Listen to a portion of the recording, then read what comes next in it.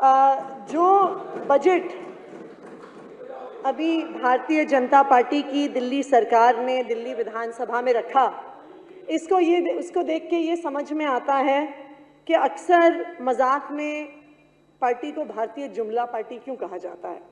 पहले तो बड़े बड़े जुमले मोदी जी करते थे कि 15 लाख लेके आएंगे, फिर थोड़े छोटे जुमले करने लगे कि दिल्ली की महिलाओं को 2,500 रुपये देंगे। लेकिन इस बार भारतीय जनता पार्टी ने एक नई शुरुआत करी। सिर्फ वादों में जुमले नहीं किए, उस पर तो मैं आई जाऊंगी बाद में। इस बार पैसा कहां से आएगा बजट में, उस पर जुमलों की ऐतिहासिक शुरुआत दिल्ली में भारतीय जनता पार्टी की सरकार ने की है। टैक्स कहां से आएगा, राजस्व कहां से आएगा, उस पर झूठ और केवल झूठ।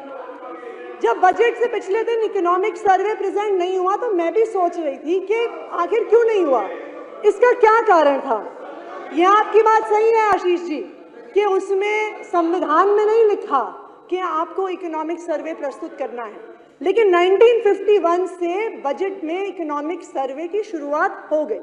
1964 से उसको अलग डॉक्यूमेंट बना के 51 से 64 तक वो बजट का हिस्सा होता था। 64 के बाद से उसको बजट से पिछले दिन प्रस्तुत किया जाता था।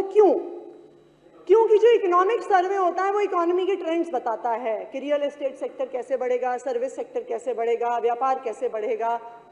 उसी के आधार पे एक जीडीपी ग्रोथ के प्रोजेक्शंस होते हैं। आप गवर्नमेंट ऑफ इंडिया का भी इकोनॉमिक सर्वे जो निर्मला सीतारमण जी ने रखा, वो जीडीपी ग्रोथ के 6.5% के प्रोजेक्शंस बता रहा है, और उसी के आधार पे कितना टैक्स आने वाले सालों में आएगा उस इकोनॉमिक ग्रोथ के प्रोजेक्शंस के आधार पर डिसाइड किया जाता है।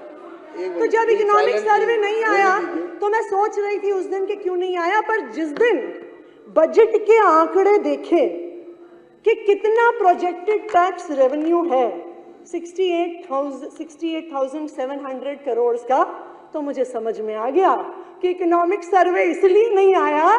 इकोनॉमिक सर्वे आ गया होता तो ये कितना निराधार आंकड़ा है ये दिल्ली के सामने और पूरे देश के सामने आ जाता।